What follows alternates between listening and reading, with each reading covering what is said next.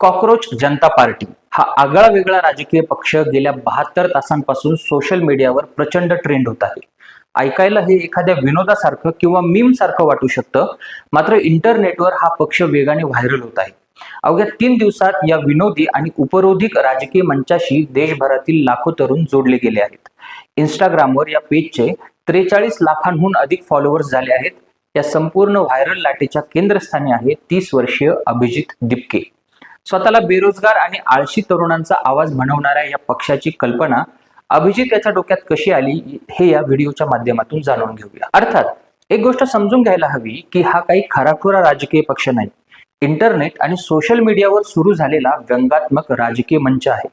ही virtual चळवळ समजून घेण्यासाठी आपल्याला उपरोध अथवा विडंबन समजणं गरजेचं आहे. काही बेरोजगार तरुण झुरळांसारखे म्हणजेच कॉकरोच सारखे असतात, जे नंतर मीडिया, सोशल मीडिया किंवा RTI कार्यकर्ते बनतात आणि व्यवस्थेवर हल्ला करू लागतात. सुप्रीम कोर्टाचे सरन्यायाधीश सूर्यकांत यांच्या एका कथित विधानाने इंटरनेटवर मोठा राडा झाला. आपलं वक्तव्य हे सर्वसामान्य बेरोजगार तरुणांसाठी नसून बनावट पदवीधारकांसाठी होतं, असं स्पष्टीकरणही सरन्यायाधीशांनी नंतर दिलं. मात्र तोपर्यंत सोशल मीडियावर या वक्तव्याबाबत संताप उसळला होता. तरुणांनी थेट डिजिटल बंड पुकारलं आणि सोशल मीडियावर रातोरात एक नवीन पक्ष उभा राहिला. या पक्षाचं नाव ठरलं कॉकरोच जनता पार्टी. एकीकडे नीट पेपर लीक झाल्यामुळे लाखो विद्यार्थी मानसिक त्रासाला सामोरे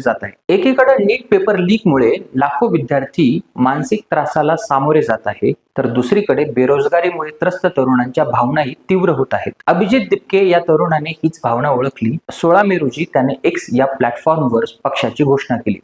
त्यानंतर त्याने कॉकरोच जनता पार्टी या नावाने वेबसाईट आणि गुगल फॉर्म देखील सुरू केला. या पक्षात सहभागी होण्यासाठी ठेवलेल्या अटी देखील तरुणांना विशेष भावल्या. बेरोजगार असणं किंवा प्रचंड आळशी असणं किंवा 24 तास ऑनलाईन राहण्याचं व्यसन आणि प्रोफेशनल पद्धतीने सिस्टीमवर आपला राग काढण्याची धमक असेल तर तुम्ही या पक्षासोबत जोडले जाऊ शकता, असं या अटींमध्ये म्हटलंय. पाहता पाहता तृणमूल काँग्रेसच्या खासदार महुआ मोइत्रा आणि कीर्ती आझाद यांच्यासारख्या नेत्यांनीही सोशल मीडियावर या उपरोधिक मोहिमेला पाठिंबा दिलाय.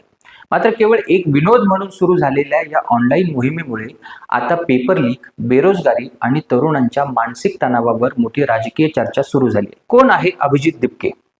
मूळचा महाराष्ट्रातील छत्रपती संभाजीनगर येथील अभिजित दिपके हा व्यावसायिक पॉलिटिकल कम्युनिकेशन स्ट्रॅटेजिस्ट आहे. त्याने पुण्यातून पत्रकारितेचं शिक्षण पूर्ण केले. त्यानंतर उच्च शिक्षणासाठी तो अमेरिकेला गेला आणि अमेरिकेतील प्रतिष्ठित बॉस्टन युनिव्हर्सिटीमधून पब्लिक रिलेशन्स या विषयात मास्टर ऑफ सायन्स पदवी पूर्ण केली. मिळालेल्या माहितीनुसार राजकीय संदेश म्हणजेच पॉलिटिकल मेसेजेस सोशल मीडियावर व्हायरल करण्याचा अभिजित याला मोठा अनुभव आहे. 2020 ते 2022 या काळात तो आम आदमी पार्टीच्या सोशल मीडिया टीम मध्ये कार्यरत होता.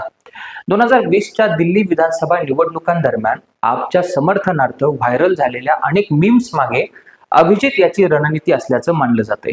या सगळ्यात सध्या सोशल मीडियावर अनेक जण कॉकरोच जनता पार्टीकडे केवळ एक विनोद म्हणून पाहत नाहीत, तर बेरोजगारी, पेपर लीक आणि व्यवस्थेविरोधातील तरुणांच्या आणि विशेषतः जेनझी मधील नाराजीचा एक नवा आवाज म्हणून देखील पाहत आहेत. तुम्हाला याबद्दल काय वाटतंय ते आम्हाला कमेंट करून नक्की कळवा आणि अशाच माहितीपूर्ण व्हिडिओसाठी बघत राहा डेली सिटी न्यूज.